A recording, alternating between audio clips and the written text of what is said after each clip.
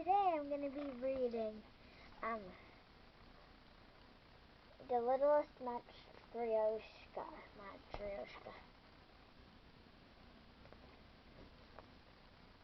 Okay.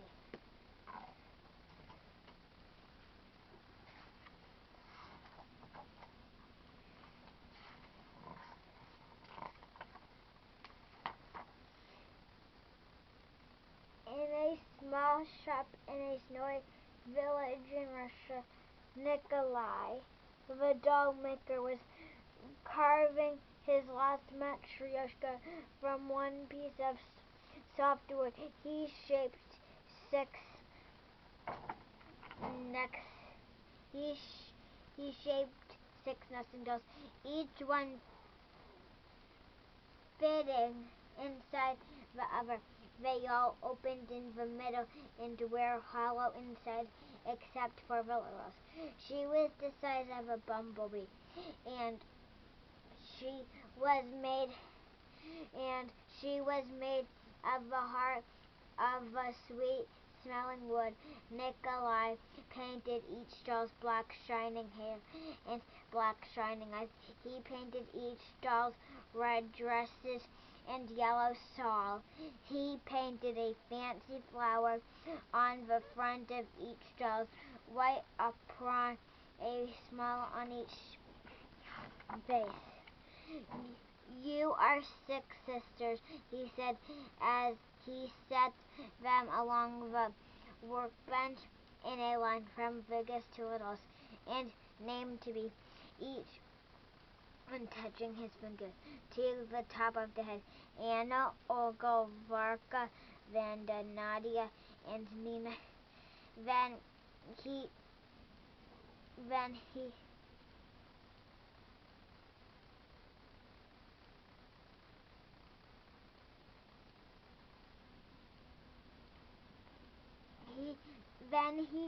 tucked them inside each other. He put Nina inside of Nadia, and Nadia inside of Vanda, and Vanda inside of Varka, and Varka inside of Olga, and Olga inside of Anna.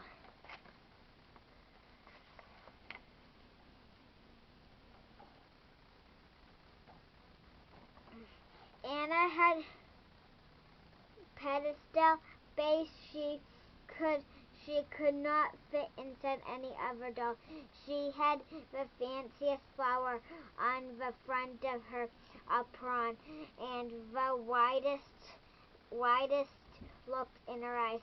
Goodbye, Anna, said Nikolai, and he kissed her forehead. Keep your sister safe inside. You and may find a happy home. Then he set the Matryoshka off to the toy shop in America. The long journey across the sea. Nana slept inside of Nadia, and Nadia slept inside of Vanda, and Vanda slept inside of Varka, and Varka slept inside of Olga, and Olga slept inside of Anna. Anna kept her shining eyes wide open.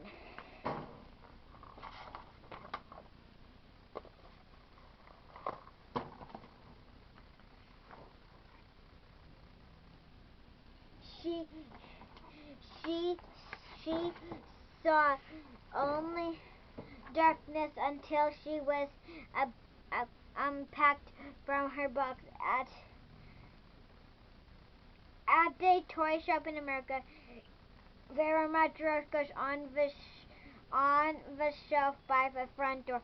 Some were bigger and some were small. Anna could only guess how many sisters they each held inside. Other Matryoshka makers carved 4 or 8 or 7 dolls inside each footstep, but Nikolai always carved 6 for 6. He believed was the lucky number. The toy shop owner opened up Anna and set her and all her sisters in a line from biggest to littlest along the front up to display Anna. Nina, the littlest, was one of the very end of the shelf, too close to the edge.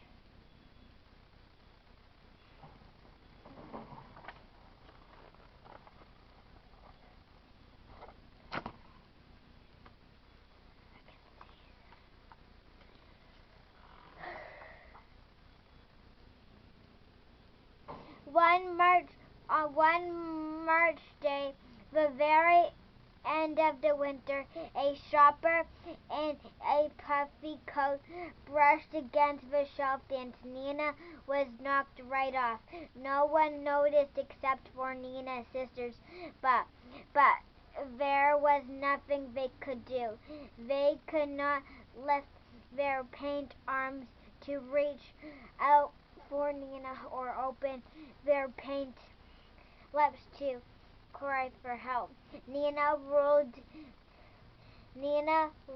to the doorway out of the shop, and then in the bustle, she was kicked outside by a customer as he left. It had begun snowing. As soon Nina was covered up by the snow.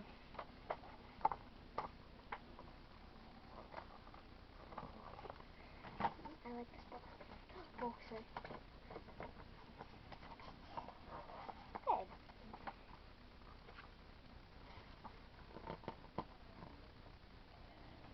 Yeah, so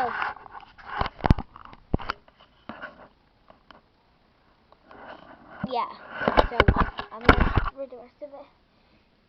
This is a long. I'm gonna read the rest of it. Don't worry. That evening, the shopkeeper discovered that the Littlest Matryoshka was missing. He looked everywhere, but he couldn't find her. So he put Naughty instead of Vanda, and Vanda instead of Varka, and Varka instead of Olga, and Olga instead of Vanna. He put the Matryoshka on the steel table. The next day, a girl named Jessie came to the shop with her money her grandfather had sent for her birthday.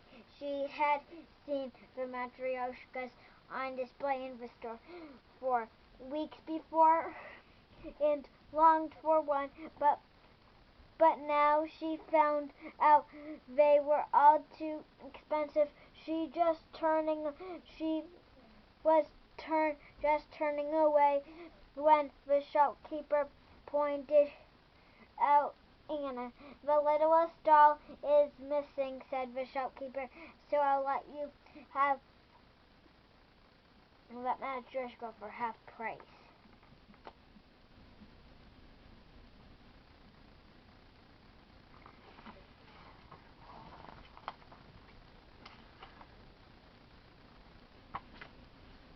So Jessie had just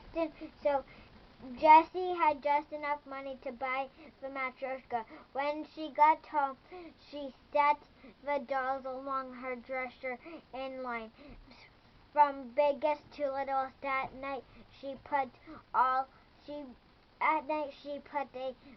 ball of cotton inside Naughty so she wouldn't feel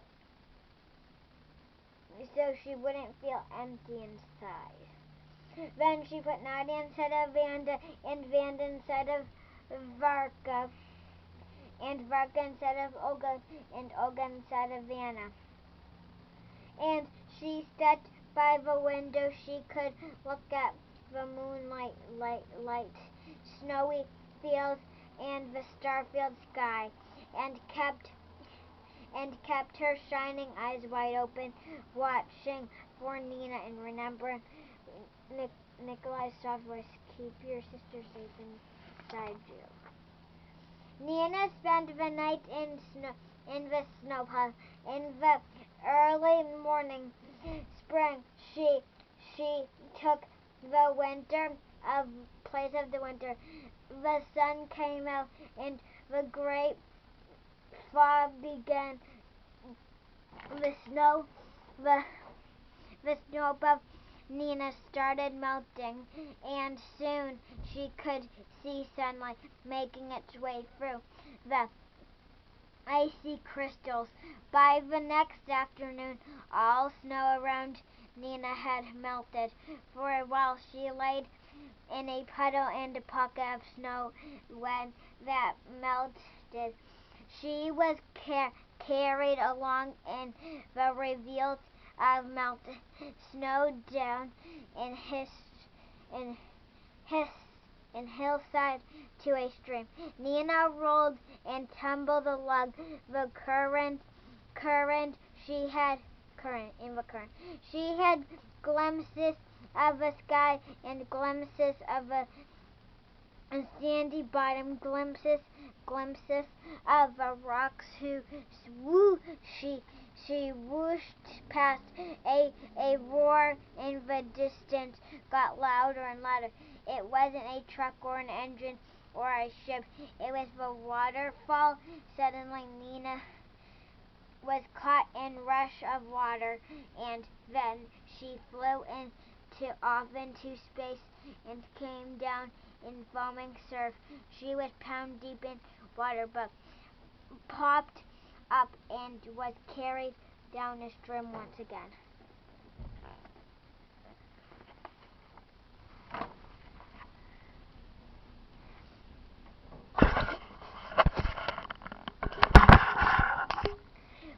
The stream widened and branched into. Nina traveled up one fork in inlet. She floated gently along in the slow current, and a great blue heron back from the south. Now that ice had melted, was hunting in the shallows. He spotted Nina and snapped her up. When he discovered she wasn't anything to eat, he flicked her away. She landed in a cluster of oak leaves on the shore. It was good to be in the land again, and Nina was happy that she had come to rest face up. So she watched the darkening sky and the arrival of the moon and stars. She thought about Nadia and Vanda and Varka and Olga and Anna. The face in the moon reminded her of Anna's face, round and wide. She felt comfort. Not that much longer, don't worry, guys.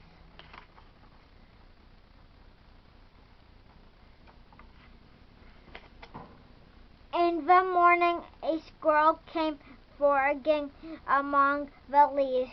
Her mistook her for a nut, snatched her up, and dashed off with her to nest in eaves of an attic. When he saw that she was only a piece of wood, he shoved her out of the nest, and she fell to the roof. And on the porch below, she rolled down the slope and roof into rain gutter, and then tumbled down the copper drain pipe.